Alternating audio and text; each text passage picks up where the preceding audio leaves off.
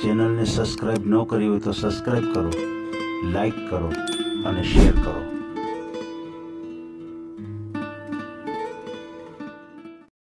આ ફોન આવેલો છે રાજકોટથી. બેન રઘુવંશી સમાજમાંથી છે. બેનની ઉંમર છે 50 વર્ષ. બેનનું નામ છે માલતીબેન અમૃતલાલ સેજપાલ અને બેન કુંવારા જ છે ઓલરેડી. એમના લગ્ન થયા જ નથી અને એમના મમ્મીની તબિયત બરાબર ન હોવાથી એની સેવામાં પોતે મેરેજ જ નથી કર્યા. હાલ એના મમ્મી આ દુનિયામાં નથી. એક ભાઈ છે અને પોતે 2 બહેનો છે. બેન હાલ એકલા રહે છે. પોતાનું મકાન છે અને એના ભાઈ છે એમને હેલ્પ કરે છે એની આજીવિકા માટે, કાંઈ કામ નથી કરતા. તો એમના માટે પાત્ર જોઈએ છે. તો મિત્રોને વિનંતી છે કે ઓડિયો પૂરો સાંભળજો. બેને એની અંદર પૂરેપૂરી માહિતી આપેલી છે કેવું એને પાત્ર જોઈએ છે. તો ઓડિયો સાંભળ્યા વગર ડાયરેક્ટ ફોટો જોઈ અને સીધો ફોન ન કરવો. અને ઘણી વખત બહેનોના ફોટા અમે ઓરિજિનલ મૂકતા નથી, ડમી ફોટા હોય છે. એટલે ફોટો જોઈ અને સીધો ફોન ન કરો, ઓડિયો પૂરો સાંભળો. અને જો તમે એ ઉંમરમાં અને બેનની ઉંમર અને તમારી ઉંમર જો બેયને લાગુ પડી જાય, ઓડિયો જોયા પછી તમારી ઉંમર અને બેનની ઉંમર જો લાગુ પડી જાય તો આપણે એકાબીજા સાથે કોન્ફરન્સમાં વાત પણ કરાવશું અને બેનને પસંદ પડે તો આપણે એકાબીજાને નંબર પણ આપી દઈશું. અને ખાસ કરીને એક યાદી લેવી, જે લોકો મને ફોન કરતા હોય, કોન્ફરન્સમાં જે અમે વાત કરાવી છે એમનું અમે રેકોર્ડિંગ કરશું અને એ પણ ઓડિયો ચેનલ ઉપર આવશે. એટલે ફોન કરી અને એવી રીતે અમને ન કહેવું કે ભાઈ અમારે ઓડિયો નથી મૂકવો, અમને ખાલી વાત કરાવી દો. તો એ રીતે આપણે કામ નથી કરતા. જે કાંઈ વસ્તુ થશે એ બધી જાહેર થશે. કોઈના લગ્ન થશે તો એ પણ અમે જાહેર કરશું કે ભાઈ આમના લગ્ન થઈ ગયા છે. તો એવી કોઈ અપેક્ષા રાખવી નહીં કે ભાઈ ઓડિયો મૂક્યા વગર અમને વાત કરાવી દો. આપણે એ રીતે કામ નથી કરતા. તો મિત્રોને વિનંતી છે કે જો તમને પસંદ પડે તો અમને ફોન કરવો અને ઉંમરમાં લાગુ પડશે તો અમે તમને વાત પણ કરાવશું. અને ખાસ મિત્રોને વિનંતી છે કે તમારો ફોટો અને બાયોડેટા અમને આપશો તો અમે ફેસબુક ઉપર મૂકશું. અને ઘણાને રિસ્પોન્સ મળે છે.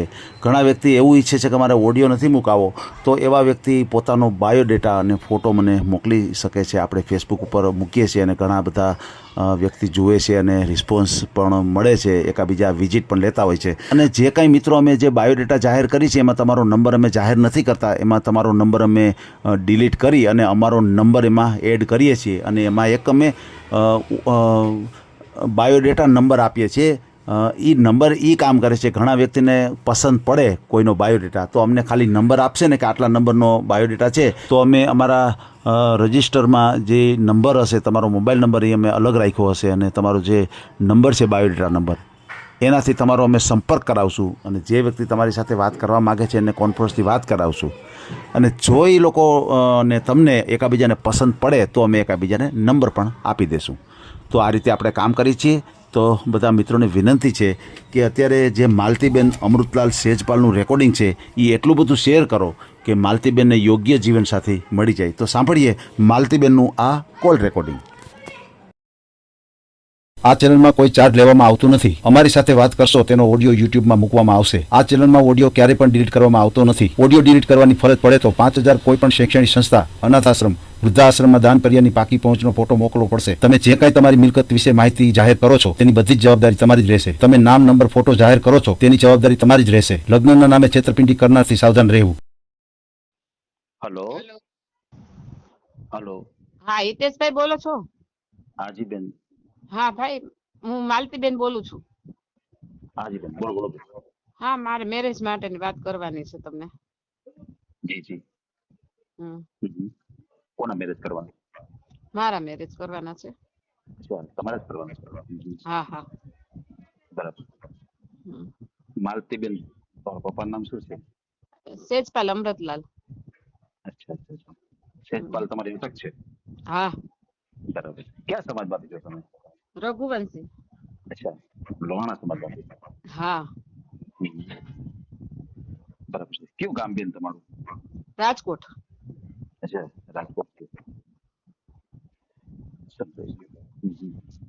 તમારી ઉંમર કેટલી? 50 વર્ષ. અચ્છા. બરાબર છે.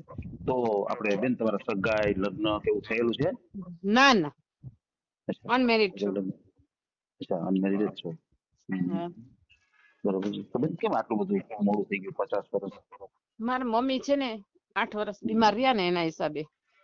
ઓહો, સમજાઈ ગયું. તમારા મમ્મીની સેવા કરવામાં હા, તમારે મારો લગ્નમાં લેટ થયું. લેટ થઈ ગયું. પપ્પા ઓફ થઈ ગયા ને ઓહો. મમ્મીની સેવા કરવા પેલા પપ્પા ઓફ થઈ ગયા તમારા. ઓહો, એવું છે. હા બરાબર છે. હા. તમારા ફેમિલી મેમ્બરમાં કોણ કોણ બેન? તમે ભાઈઓ કેટલા, તમારે બેન કેટલા? મારે છે ને 2 બેન ને 1 ભાઈ. બેન મેરિડ છે, ભાઈ મેરિડ છે. અચ્છા. બરાબર છે. સમજાઈ ગયું. એક ભાઈ અને 2 બહેનો. બરાબર હા છે. બેનના પણ મેરેજ થઈ ગયા અને ભાઈના પણ મેરેજ થઈ ગયા. હા હા. બરાબર છે. પછી તમે એમ કહેશો મમ્મીની સેવા તો ભાઈ સેવા નથી કરતા, એવું છે બેન? હા, ઈ કરતા હતા ત્યારે, પણ એમાં બધાયની જરૂર પડે ને. અચ્છા. એવું છે. આમાં દાખલ કરવા પડતા હતા ક્યારે તો ઓહો. બધાયને લોહીની જરૂર પડે, બાટલાની જરૂર ઓહો. પડે, દવાખાને એમાં 10 વ્યક્તિ હોય તો ઓછા પડે. ઓછા પડે. સાચી વાત છે. મારી વાત કીધી. દવાખાનામાં બહુ હમ. ક્યારેક સિરિયસ હોય, ક્યારેક મગજમાં તાવ ચડી જાય, ઓહો. પેશાબની નળી મૂકેલી હતી, ઘણું હતા પ્રશ્ન મારા. ઓહો. ફોટા છે મારી પાસે એના બધાયના. એવું મારી છે. પાસે હા, મેં બધાય રાખ્યા છે.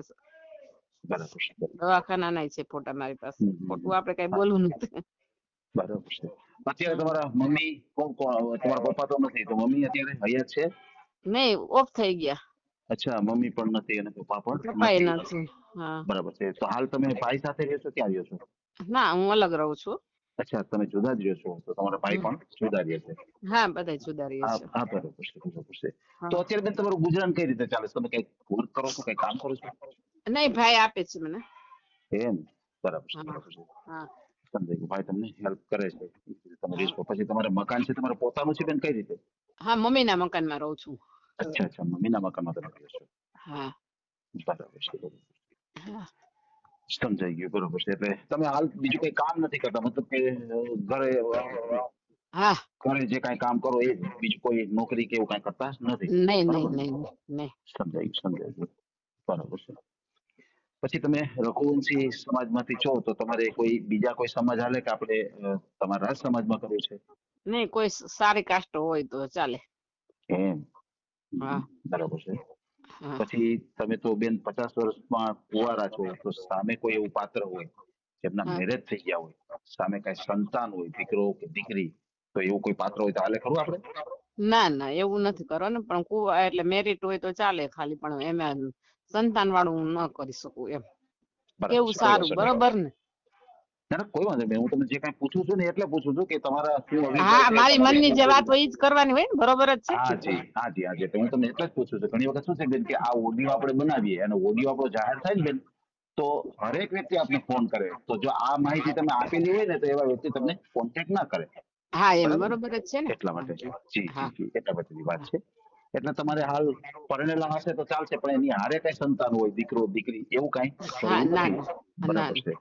સમજાઈ ગયું. પછી બેન એવું બને કદાચ કે ઈ વ્યક્તિ હોય, આમ પરણેલા હોય અને સંતાન પણ હોય, પણ જે કઈ હા. સંતાન હોય અલગ રહેતા હોય, જુદા રહેતા હોય, તો એવું હાલે ખરું? કે ના જેમને ના ખાલી.